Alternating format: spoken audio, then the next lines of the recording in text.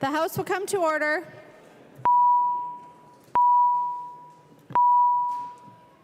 Prayer by the chaplain.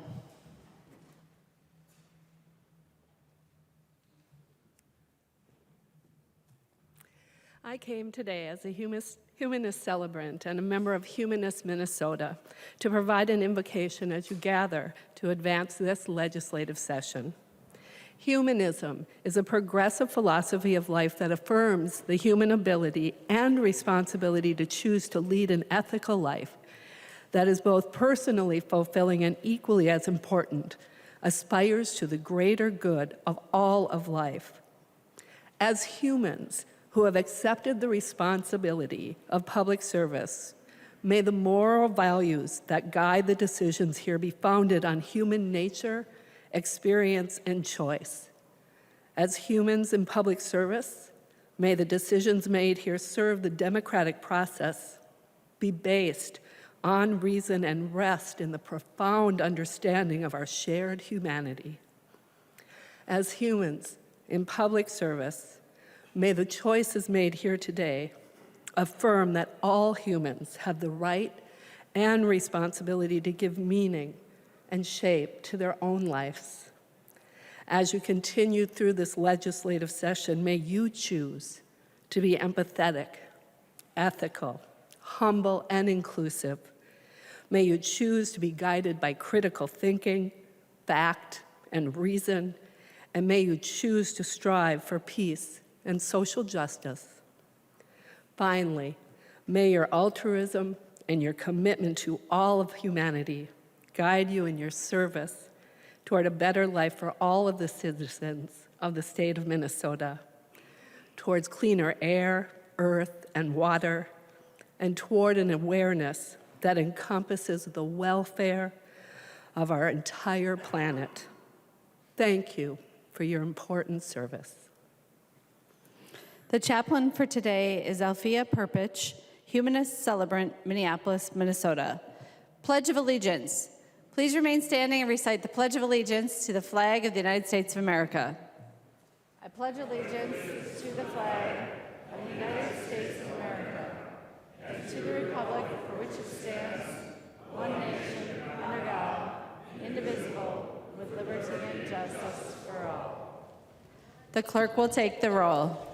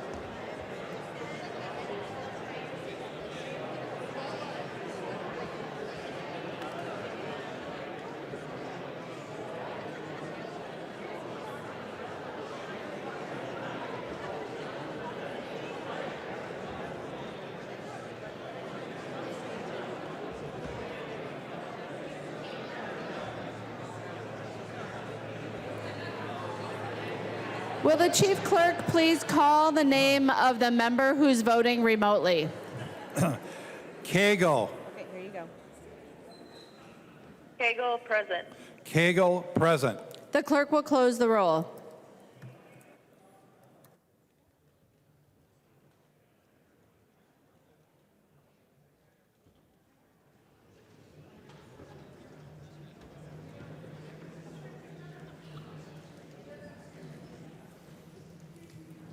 A quorum is present.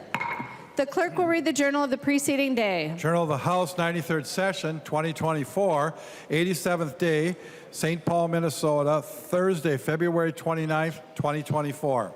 If there is no objection, further reading of the journal will be dispensed with, and the journal will be approved as corrected by the chief clerk.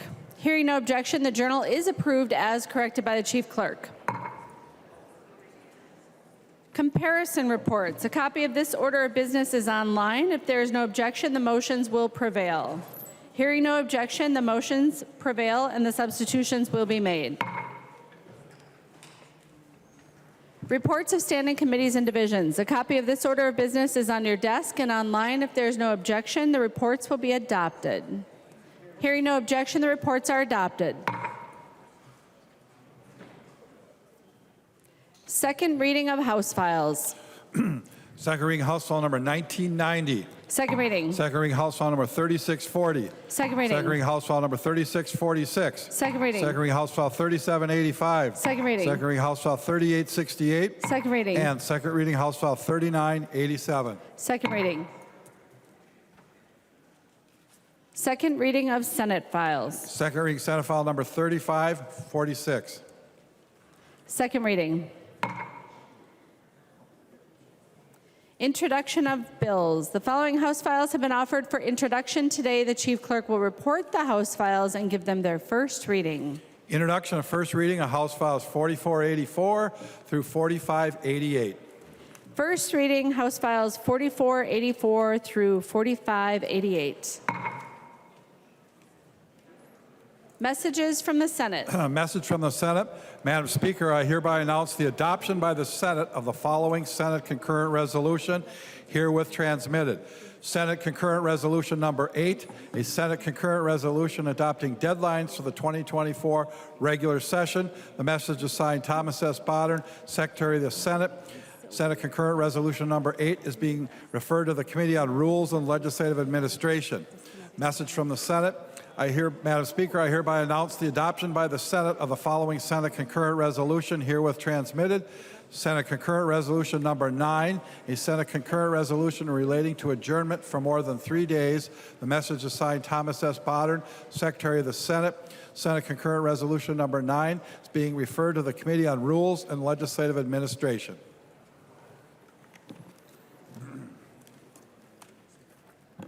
Calendar for the day. The first bill on the calendar for the day is House File 3437. The clerk will report the bill. House File number 3437, number 1 on the calendar for the day, an act relating to transportation designating the Michael Gow Memorial Bridge on U.S. Highway 169 over Hennepin County, State Aid Highway 9 in the city of Plymouth. I recognize the member from Hennepin, Representative Klevorn, to explain the bill. Thank you, Madam Speaker. Today we have House File 3437, which is a memorial to a very dedicated and beloved MnDOT employee. On August 30th, 2023, Mr. Gow went to work on the construction of the Rockford Road Bridge over Highway 169, a bridge that links Plymouth and New Hope. Like many of us, when Mike left for work that morning, he expected to return home to his wife, Jennifer, at the end of the day. Unfortunately, on August 30th, 2023, that did not happen. Our state lost a dedicated and beloved MnDOT employee in a very tragic work accident. With us today, Madam Speaker, I would like to acknowledge Jennifer Gow and her daughter, Paige, are with us on the floor. Mike and Jennifer recently celebrated their 25th wedding anniversary, and together they have 3 adult children, Paige, Dalton, and Andrew. And Mr. Gow had 6 grandchildren, whom he described as his pride and joy. Mike never knew a stranger, and his smile drew everyone towards him. He is described by friends as the most loyal person you would ever meet. Not a sit-on-the-couch kind of guy, Mike is described as energetic, and my favorite word, goofy. He loved to play golf and to fish, and he looked forward to taking his family time at the cabin, a true Minnesota guy. This bill, I would ask you, Madam Speaker, if you would recognize Mr. Farr to speak of Mr. Gao, and then later we can go to the amendment. Thank you.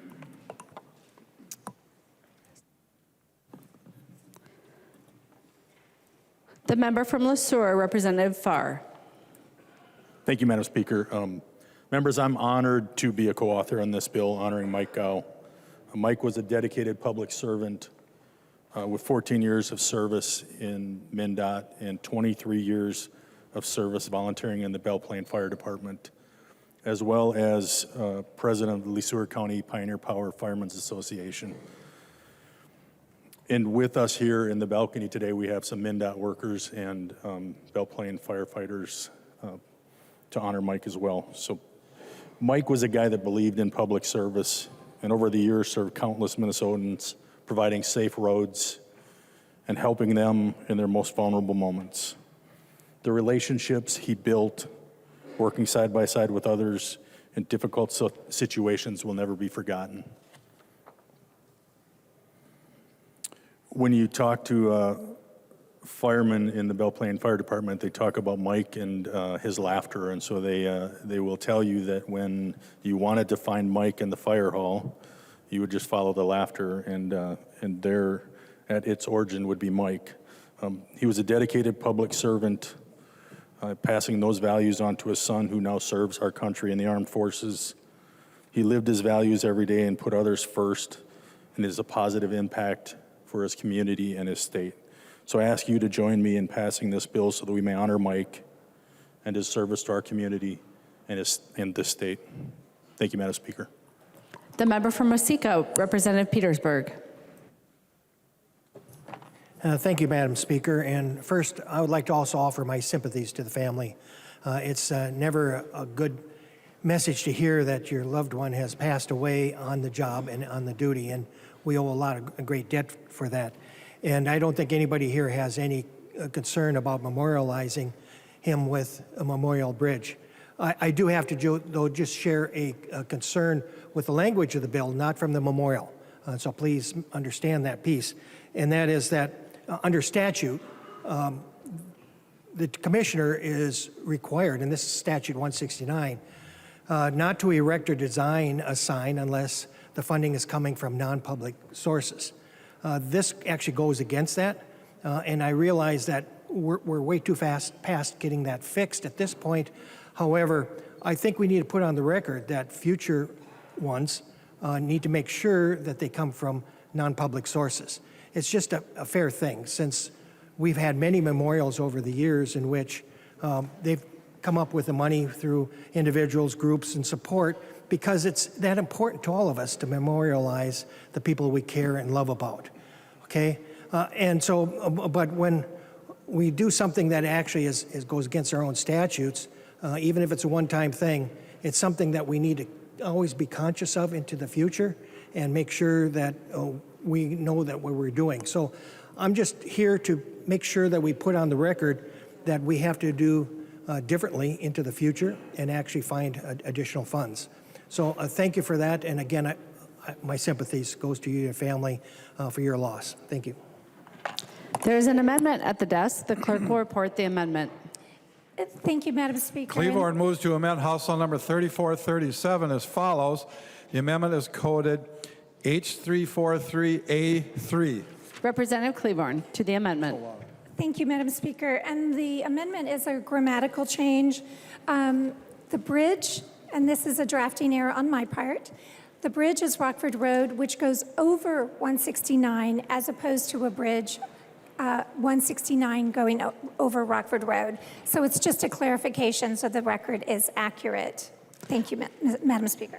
Seeing no further discussion, all those in favor of the amendment, please say aye. Those opposed, please say no. The motion prevails. The amendment is adopted. The clerk will give the bill its third reading as amended. Third reading, House File Number 3437, as amended. Third reading as amended. Discussion. Representative Klevorn. Thank you, Madam Speaker, and thank you, members, for your consideration. I would like to address the concern of Representative Petersburg. I did, in fact, check, and this is not the first time that this has been done, and we did address that prior to the Ways and Means Committee so that we were sure that we were not starting a new precedent. So I want to address that. And to the bill as amended, I would just like to close with this statement. Mr. Gao was an individual who really paid attention to the details in life. He was an individual when he was on a fire call and a dog would be barking. He paid attention to that dog barking, and he went back into a burning building without any other indication that something was wrong except for this dog barking. And he went into that building and he pulled an individual from the burning house, and he was recognized for his heroism.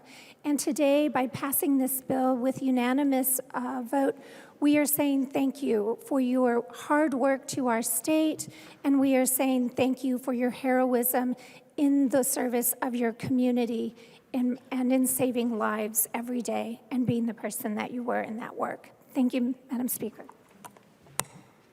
The member from Morrison, Representative Kresha. Thank you, Madam Speaker, and thank you to the bill author and all the authors on this. And this is my sympathies for the sad loss. But members, on this House, we have to make decisions and we have to prioritize. And the trouble I have with this, and I'll be voting no on the bill, is not this situation in this family, but it's the ones down the road. And we lose many, many good public servants, unfortunately, too soon in life. But 134 members shouldn't decide who gets memorialized and who doesn't, and who gets paid for and who doesn't. In my own community, we have many, many memorials for officers that have died in the line of duty, or for folks, firefighters that have gone into terrible situations and not come out. And when we on the House floor decide to fund those, we pick and choose those memorials. And the sad thing about this is we take away from the families and the communities as they go through that grieving process, and they want to add to that. So with a deep and heavy heart for the family, what we're doing here is we're setting a precedent, and we're going to end up choosing who doesn't get memorialized down the road. And I think that's a really bad place to be. And so with that, I'll be voting no on this bill. The member from Waseca, Representative Petersburg. Thank you.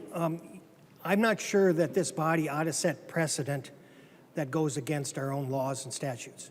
And that's a concern here.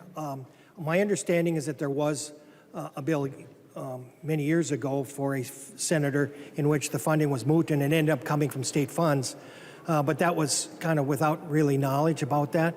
This is a situation where we now are knowing this, and all I'm saying is from this point forward, we need to be much more conscious about that, and we ought not to set precedent breaking our own statutes. That's not the precedent that we should do. It's just everybody should be on the same playing field. So, I still support the bill for this one particular time, but it's something that we have to be very careful, because if we're not agreeing and willing to stand up to our own regulations, then where are we? Thank you. Any further discussion to the bill? Seeing none, the clerk will take the roll.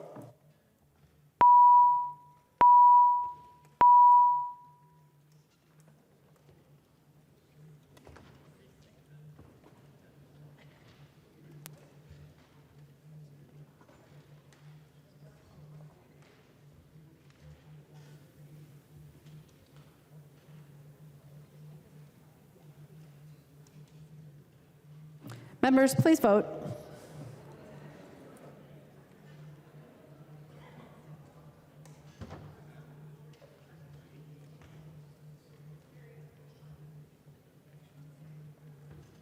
Will the chief clerk please call the name of the member who's voting remotely? Klevorn. Cagle. Aye. Aye. Cagle votes aye. The clerk will close the roll.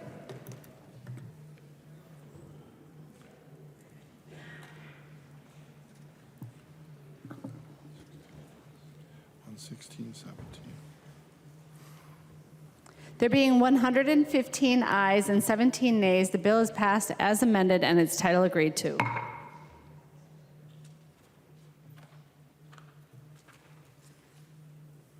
The next bill on the calendar for the day is House File 3489. The clerk will report the bill. House File number 3489, number 2 on the calendar for the day, an act relating to education, providing for public safety, modifying the grounds for the use of reasonable force in schools. I recognize the author of the bill. Oh, hold on just a second. There being no amendments at the desk, the clerk will give the bill its third reading. Third reading, House File number 3489.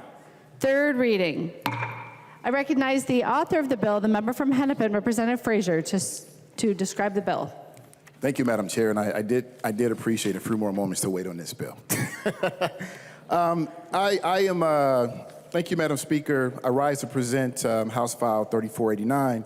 This bill is designed to address and clarify use of force standards in our school settings. And I will say, part of this ride has been a little bumpy. It's been rocky. But I will say that any bill that you carry, there are often times when there's the kind of passion that's around this issue, particularly around our kids, around our students, and taking care of them and making sure that they're safe in their environment. So the only thing they have to worry about is coming to school and getting a good education. There will be passion around that, so I absolutely understood that. I took this bill on knowing that. I took this bill on knowing that there would be very passionate conversations from everyone, and there has been.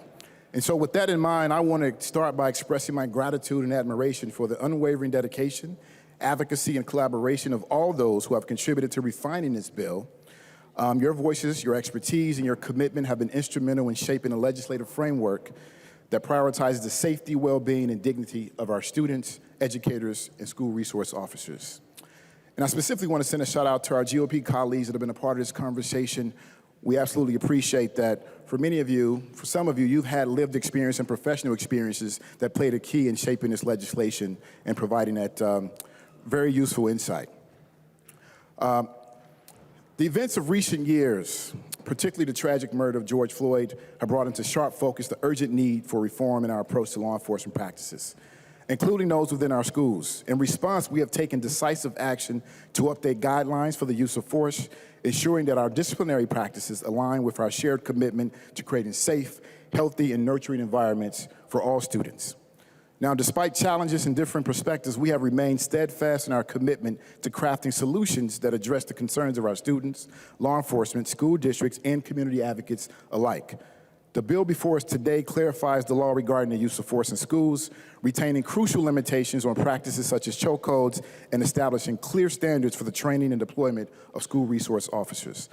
Importantly, this legislation prohibits SROs from being used to deliver disciplinary actions for violations of school policies, thereby minimizing harmful and disparate engagements between officers and students. The goal is to build relationships, not damage relationships. In addition, by creating a model policy through the Post Board, we're setting forth minimum standards that must be met by districts and law enforcement departments choosing to engage SRO programs, including protocols for use of force, de-escalation techniques, and the duty to render care. As we move forward together, it is imperative that we continue to engage with impacted communities, including law enforcement, education experts, local governments, and youth advocacy organizations. By working together, we can ensure that our schools are safe, inclusive, and supportive environments where every student has the opportunity to thrive. I'll yield my time for more comments at the end. I'm looking forward to this discussion with everybody. Discussion to the bill.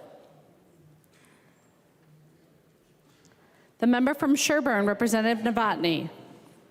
Madam Speaker, I am so relieved that we are finally coming to the end of the road in this bill and that we can change our focus and get on to the things that we should have been doing in the first week had we been able to fix this right away. Had it not been for the unvetted irresponsible changes made by the Senate bill that never came to public safety, we wouldn't be here having this discussion now. So thank you, Representative Frazier and Chair Moeller, for bringing this forward and that we get this fixed. And I'd just like to say that this is just another case where there's people making horrible statements that are unsubstantiated. And I'll go back to another saying that my dad used to have is, if you have an undefensible position, your only choice is to attack. And for those of you on the other side that are getting attacked, and we've seen some of the social media, I apologize that you have to go through that. I'm sorry that you have to go through that, but you're doing the right thing. Thank you for doing the right thing. The member from Scott, Representative Bakeberg. Thank you, Madam Speaker, members. I'm happy that we have the opportunity to address this issue 7 months into the school year. I've had the privilege to work hand in hand with countless school resource officers that do a fantastic job building relationships with kids. That is why many of them are referred to not as school resource officers, but rather school relationship officers. That is the foundation of what they do, building relationships with students, with our most prized possession that we have, our kids, and also our staff in schools. Educators, there's been Lee Novotny talked about it. There's been a lot of talk, a lot of rhetoric around this bill. Educators want kids in their classroom. I said earlier today, a kid can't learn math if they're not in math class. So educators want kids in their room so that they can learn. We have a suspension issue in Minnesota. I think that's a bipartisan agreement. If you look at data, it's very easy to see that. But you have to dig into the data and actually address the root cause of why we have that issue.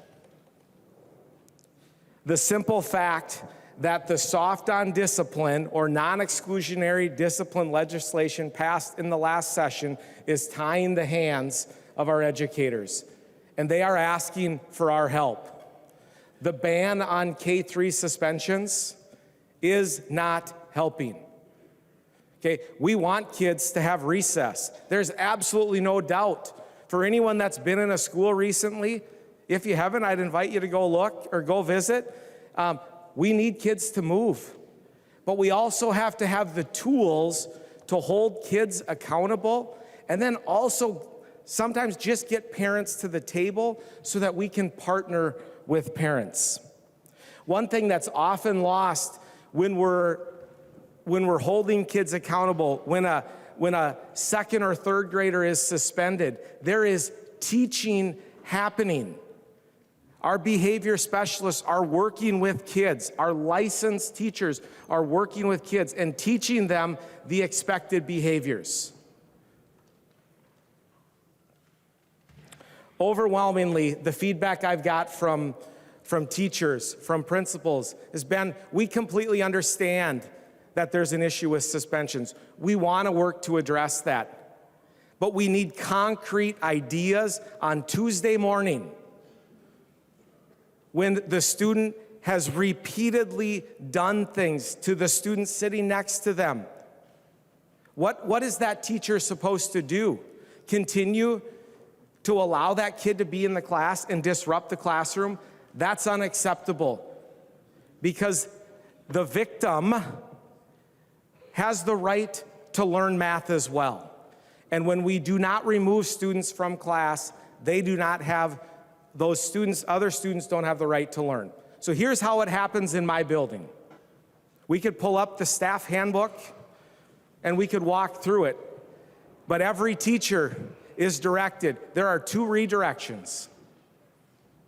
Students misbehaving, oftentimes they'll walk over and they'll just use proximity and sit there and stand and continue to teach just like I'm doing.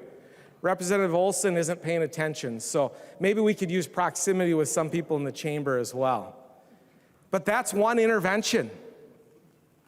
And then, when the student still doesn't change their behavior, some of our teachers who are parents, they use their parent eye.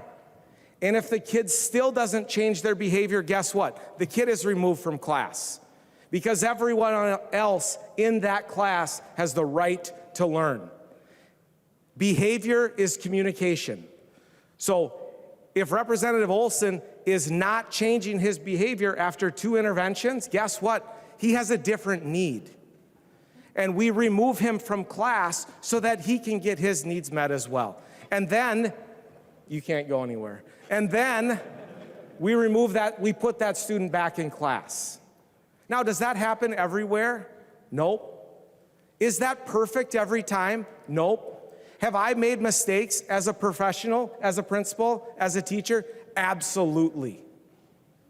I had the pastors that come around and pray for us. One of them, he transferred into my first class. In 2001, he transferred in halfway through the year. And it was awesome talking to Danny in my class. He still called me Mr. Bakeberg, which felt weird to have a grown man do that. But, yeah, I'm getting old. But we talked about just the expectations. And the legislation passed last year did not help our educators. The soft on discipline, the non-exclusionary discipline did not help our educators.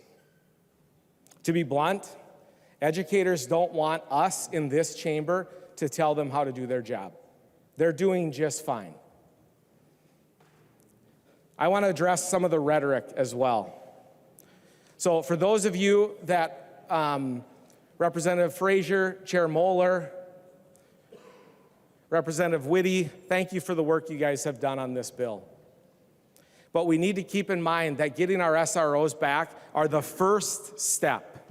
This is the first step ensuring that our schools are safe. And then we need to work with our educators. And frankly, we need to stop the rhetoric. We need to stop the negative rhetoric around law enforcement, because it's not helpful. We need to stop the negative rhetoric around educators, because it's not helpful. And when we disagree, we need to stop the negative rhetoric. My dad used to say, and it's actually, I think it's still on a pallet in Representative Hudson's district, one of his school districts. It says, right is right, even if everyone is doing it. Wrong is wrong, even if, I think I flipped that around.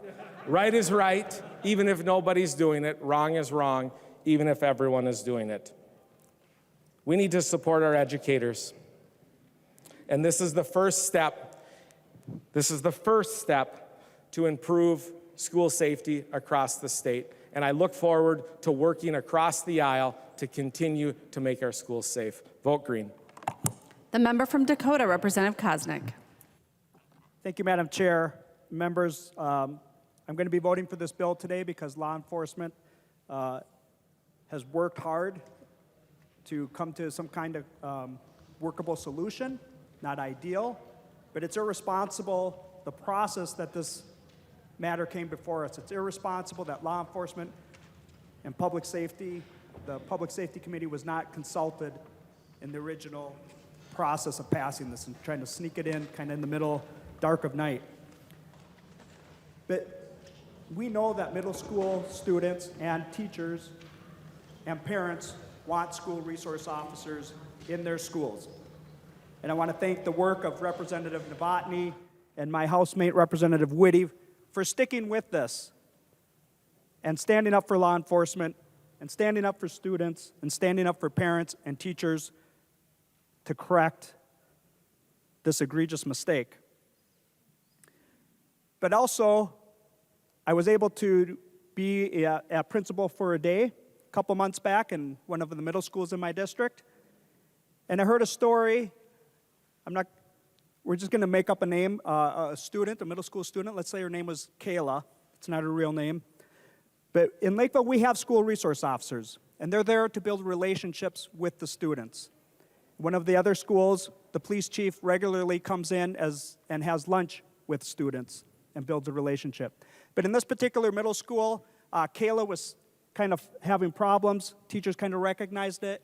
They weren't sure what was going on because they weren't as trained as maybe a school resource officer was.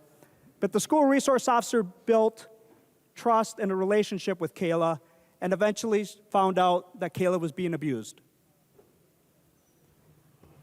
Kayla was being abused, and nobody was there to really help her except for that school resource officer.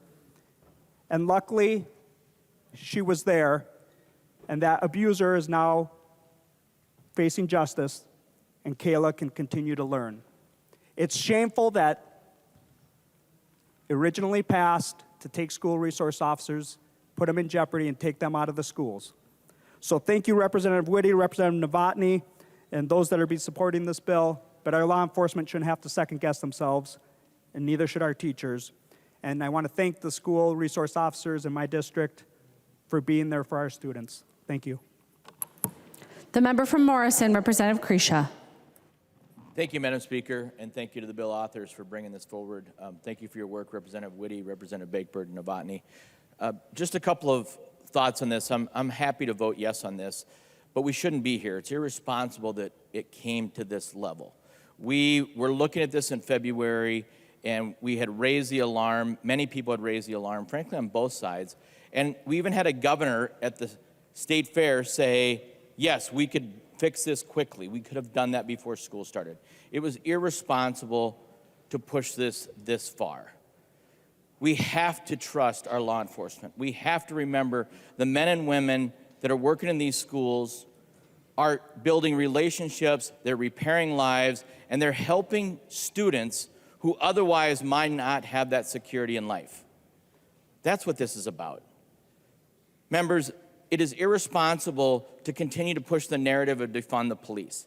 It is irresponsible to use politics and special interest groups to get us in a situation like this where, frankly, schools can be left unsafe. We have teachers. I've been a teacher. I still work in the classrooms. And if you don't have that security and that safety, the education just can't happen. So thank you for the work on this. I'm glad we're here. Let's continue to support our law enforcement. Let's continue to support the safety for our teachers and all the employees and the students in these classrooms. And thank you for this bill. The member from Dakota, Representative Whitty.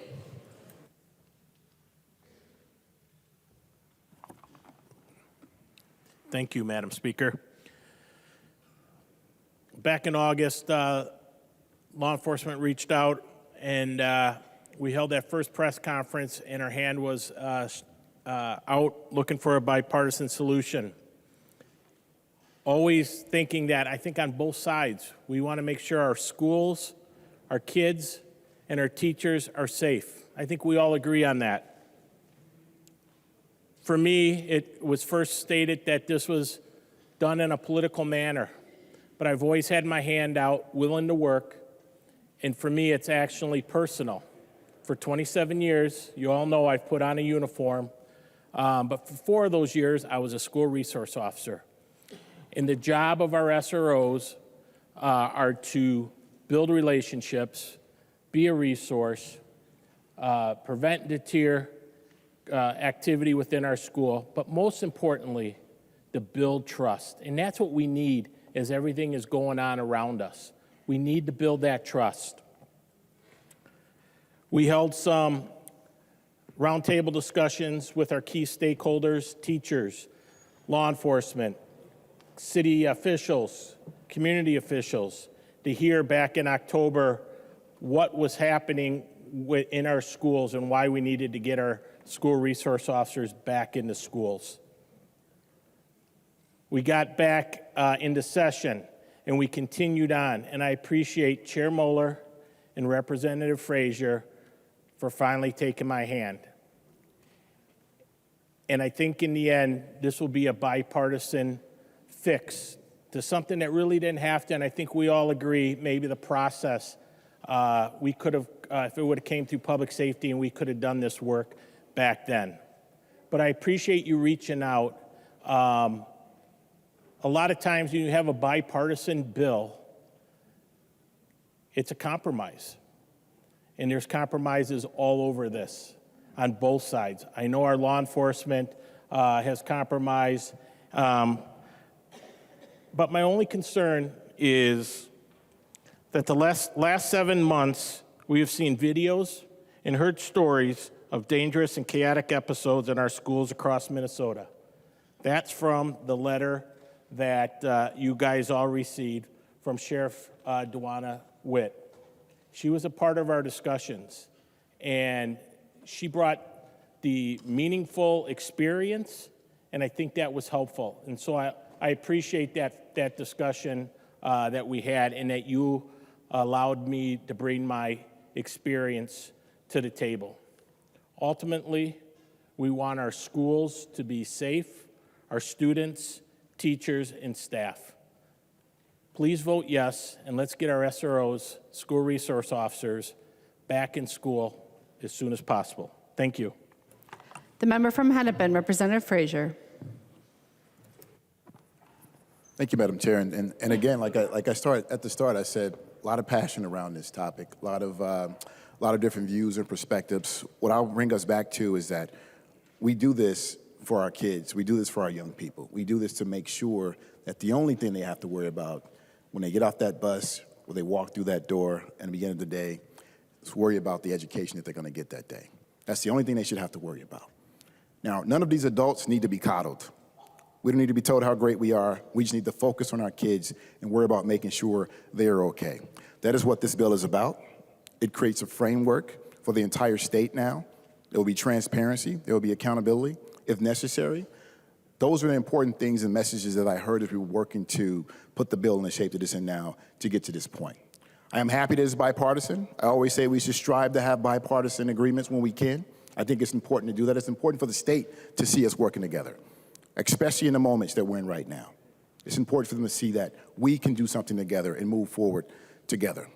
Now, I could stand here and say a lot of things about community safety and public safety and all of the other pieces, the root causes that lead to that. But that's not what this bill is about in particular. This bill is about a clarification of the use of force in our school buildings. I think we've addressed the issue, and I'm looking forward, and I'm excited to move forward together and continue to work on other things. Vote green. The member from Stearns, Representative Dameth, the minority leader. Thank you, Speaker Hortman. Members, I am grateful that we are here today. As you know, Republicans have been asking and calling for this fix since August. The delay has been irresponsible, but I am grateful that we are in this place and can finally take a vote on it. School resource officers or school relation officers are a valuable part to the school districts that choose. It is not a mandate, but they choose to have them in their buildings. They serve a great part of keeping our teachers, our students, our staff, and actually the community safe. Multiple surveys, student surveys, show that 90% of students want their school resource officers in schools. They know that they build the relationships with students, they address dangerous situations, and they actually make the students feel a little bit safer so they can focus on their job at hand, which is to learn. Despite the irresponsible delays of Democrats throwing roadblocks time after time after time since August, we have finally reached that agreement. That includes the stakeholders, the ones that should have been involved from the very beginning last year. So fixing this law as soon as possible, which, members, today is the day, should be the priority of every legislator, no matter what party. I want to thank Representative Whitty for his hard work on this bill, bringing together those stakeholders and creating a solution that does have bipartisan support. I look forward to voting yes on this bill and getting our school resource officers back into the schools as soon as possible. I do hope every member of this body will join me on that yes vote. Although we wanted to have a call of the House, we are not doing that today. But it is very important that us, all of us in this room, in our desks, serving our constituents, serving the state of Minnesota, will push our own button to make the vote that we know is right. Members, I would encourage a green vote. The member from Hennepin, the Majority Leader, Representative Long. Thank you, Madam Speaker. Several years ago, the legislature acted to protect students with disabilities from being placed in potentially dangerous restraints. As the policy was being implemented, it became clear that it is not always apparent which students in the schools have disabilities and which don't. Students don't walk down the hallway with a sign saying, "I have an IEP." So the legislature last year made an effort to update the law to apply it to all students, also coming on in the wake of the tragic killing of George Floyd and seeing the impact that a compressive prone restraint can have. Some districts found the law that we passed last year unclear, so there has been an important stakeholder process in the months since then to work to get this right. It is not easy when there is public safety and education policy intersecting. These are two complicated areas of law, and I want to thank Representative Frazier in particular for his very hard work over many months in trying to bring together stakeholders, as he mentioned, with different points of view and different concerns to the table. I also want to thank Chairs Moeller, Chairs Pryor, and Chairs Joachim for many months of effort as well in the working group. And I think it is important that this is bipartisan because we want to set this right and we want to make sure that this is a solution that can stand the test of time. And I want to thank Representative Whitty in particular for his work on the effort. The law today clarifies the status of SROs for the first time. It requires training. It brings stakeholders together to create a model policy. And it specifies that SROs are not in schools to enforce school policies, but to uphold the law. These are difficult conversations, but this product before us today is an important compromise that helps achieve the goal that we all have, that we all share in this room, of keeping our kids safe in their schools. It has earned the support of the Chiefs Association, the Police and Peace Officers Association, the Sheriff's Association, and with passage today, we will be providing that important clarity to our school districts that choose to have SROs in their schools, to the SROs themselves, and to our students. I urge a green vote. The clerk will take the roll.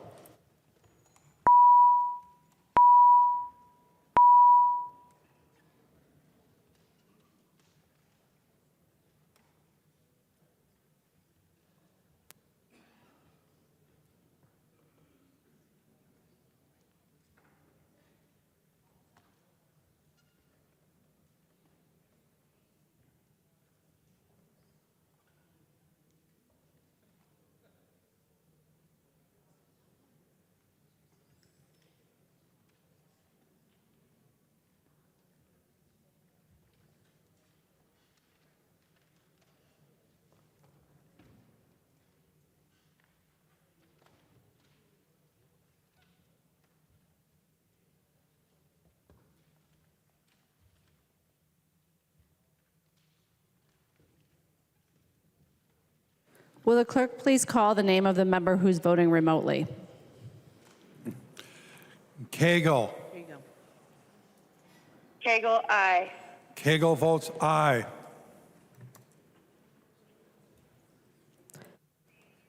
Members, please vote.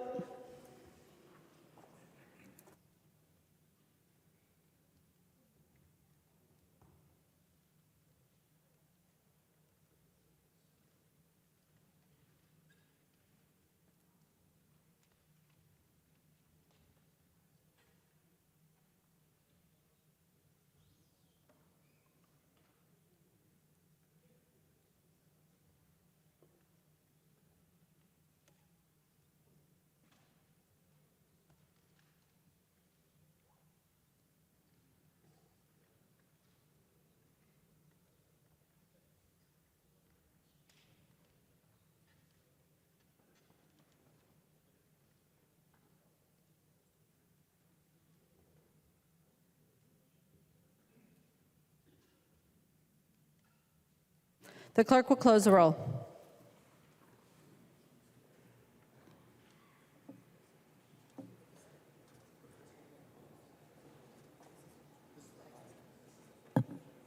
There being 124 ayes and 8 nays, the bill is passed and its title agreed to.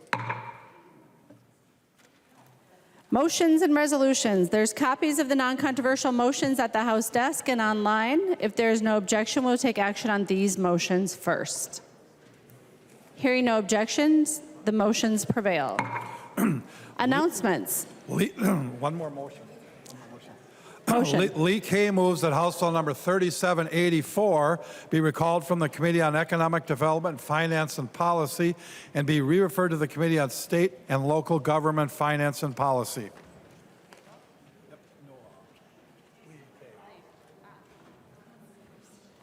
The member from Ramsey, Representative Lee. Thank you, Madam Speaker. That is my motion. This bill, because of its title, was mistakenly referred to this committee, and I've talked to both chairs, and they agree. Any discussion to the motion?